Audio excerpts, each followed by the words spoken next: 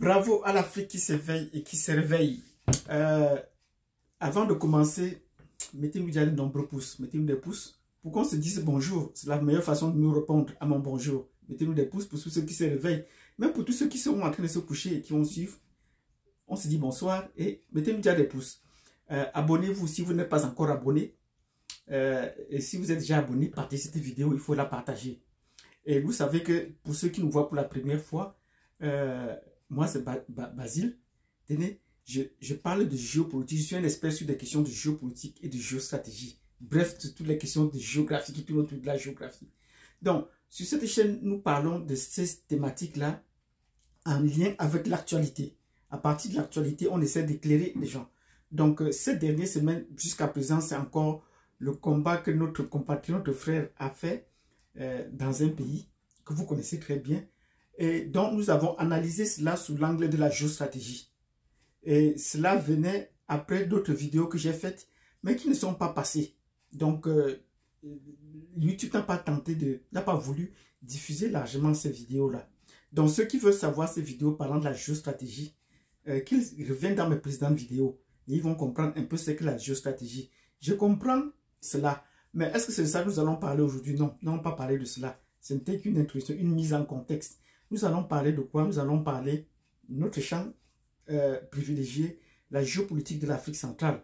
Et nous allons parler d'un pays, le Gabon. Nous disons donc bravo au président Oligui du Gabon. Nous disons bravo parce qu'il est en train de prendre des mesures et c'est cela que nous voulons parcourir aujourd'hui.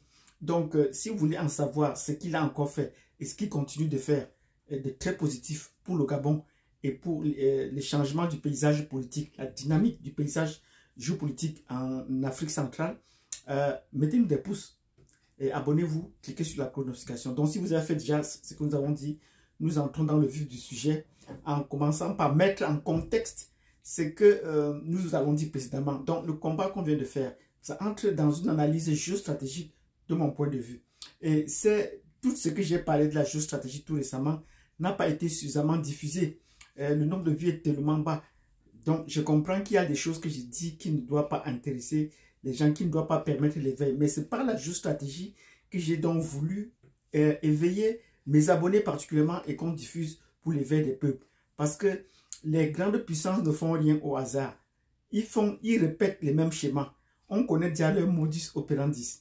Et les puissantes montantes, les puissances naissances et les puissantes montantes suivent presque le même trajet, la même trajectoire, dont ils ne vont pas au-delà. Donc, si vous avez suivi cela, vous allez comprendre que des pays comme la Chine, pour être première puissance mondiale, au début des années 2000, avaient déjà mis un plan déjà de pouvoir progresser.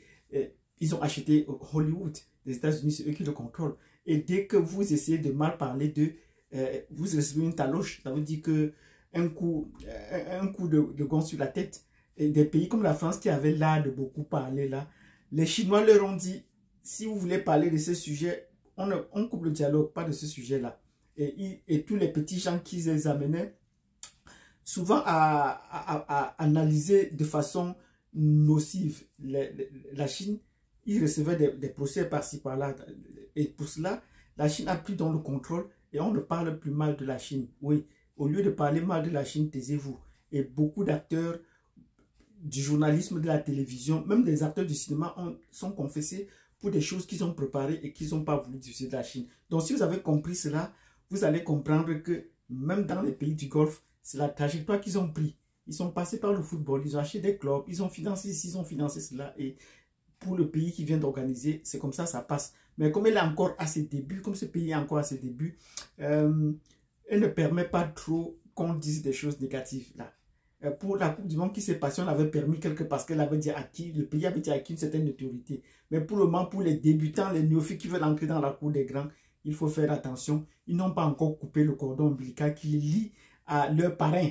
Et on connaît qui est le parrain. Donc quand j'ai parlé de cela la dernière fois, la vidéo n'a même pas pu être diffusée. Donc comprenez que parfois on peut encore les utiliser comme le cheval de Troie, le temps qu'ils s'émancipent. Et s'ils peuvent continuer à rester. Donc, si vous avez compris cela, c'est de cette façon que nous allons parler sur la géostratégie pour amener les gens à comprendre de quoi est-ce qu'il est question, dont les grandes puissances n'aiment pas qu'on en parle. Donc, ceci dit, nous allons donc parler sous forme de parabole pour que vous compreniez les us, les coutumes, les astuces qu'il y a dans le monde, dans la géostratégie internationale. Donc, nous allons dire dans cette vidéo, bravo. Nous disons bravo au Gabon et à son président Oligui, parce que la géopolitique de l'Afrique centrale prend une nouvelle tournure et les yeux sont braqués un peu sur lui ces derniers temps pour voir ce qu'il fait de nouveau. Et il fait beaucoup de choses nouvelles parce que le Gabon n'est plus le Gabon d'antan, là où on avait des relations tournées uniquement vers la France. Non, le Gabon maintenant essaye, Oligui essaye de bâtir les relations avec les autres pays d'Afrique centrale, avec les voisins. Et nous lui disons bravo parce que ça c'est une donne importante. Mais à l'intérieur du pays, il prend des décisions qui nous poussent à ouvrir les yeux. Mais où est-ce qu'il veut aller là? La première décision qu'il a prise tout récemment, c'était de pouvoir dire qu'il ne veut pas le salaire du chef d'État et qu'il veut se consacrer à son salaire de général. Et qui va maintenant dégraisser un peu tous les avantages que certaines personnes avaient pour essayer de revoir les caisses de l'État. Ben, nous souhaitons également qu'il lance un coup d'œil sur le trésor des Bongo, parce que le trésor des Bongo également appartient aux Gabonais. Il faut qu'il voit dans quelle mesure il pourrait rapatrier cela. Donc nous disons bravo. Et l'administration, des choses sont en train de bouger au Gabon. Déjà cette première mesure où on peut appeler ça la chasse aux sorcières, les médias français n'ont pas parlé de cela, ben, on est dans une véritable situation de la chasse aux sorcières au Gabon. Mais ce n'est que bien fait s'il faut restaurer l'image du Gabon. Parce que même quand la présidente, l'ex-première dame, a été écrouée, beaucoup de gens en ont parlé. Ben, ce qui est sûr, elle n'est pas gabonaise déjà d'entrée de jeu.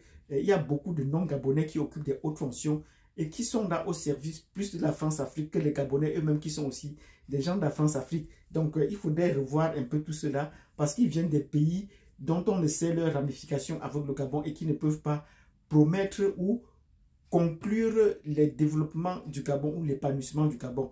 Mais parce que le Gabon ces derniers temps a fait beaucoup de choses et est en train de prendre de nouvelles marches. Notamment sur le plan de l'autosuffisance alimentaire, le Gabon se bat. Tout ne vient plus du Cameroun. Nous leur disons bravo. Et son récent déplacement au Rwanda est déjà une certaine marque parce qu'on se dit qu'il a signé des contrats pour développer l'agriculture du Gabon.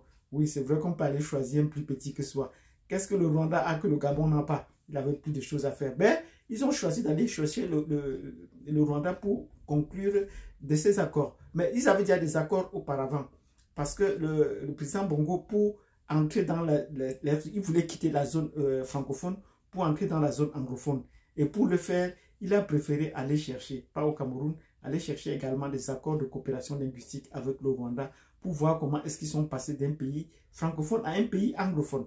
Donc nous disons bravo au Gabon. Si le Gabon pense que dans la lignée de ce que au moins l'ancien, l'ex-président a fait, estimant que rester dans la sphère francophone ne peut pas encourager le développement, nous disons également bravo à Oligui qui parlait dans le même sens. Parce que la France, parler français est une tare dans le monde aujourd'hui, il faut qu'on le sache. Nous parlons français fièrement, mais parler français est une tare parce que les Français eux-mêmes sont le propre gourou d'étranglement des pays francophones. Donc il faut qu'on le dise clairement. Et si le Gabon a tenté cette émancipation depuis, et même ce qui peut-être c'est une des raisons qui a poussé à sa chute, et l'ex-président appelait, lançait l'appel aux autres pays en anglais. Il ne parlait pas, il ne lançait pas en français. Nous savons qu'il est de naissance, de sang, il est congénitalement d'origine nigérienne. Ben, il a peut-être voulu prendre cette différence-là. Ce n'a pas plu à la France. Donc, si vous avez bien compris cette vidéo où nous avons fait un briefing sur la géostratégie d'un pays émergent qui se semble un cheval de Troie, mettez-nous des pouces, abonnez-vous et cliquez sur la cloche de notification. Ne manquez pas les prochaines vidéos parce que nous avons dit bravo à Oligui, le président du Gabon, et tout ce qu'il apporte pour le Gabon. Nous attendons que cela se matérialise sur le plan de l'autosuffisance alimentaire qui doit s'accroître puisqu'ils exportent mondial d'huile de palme au Cameroun. Nous leur disons bravo. Nous attendons plus du côté des infrastructures et de la production énergétique. Merci et à tantôt.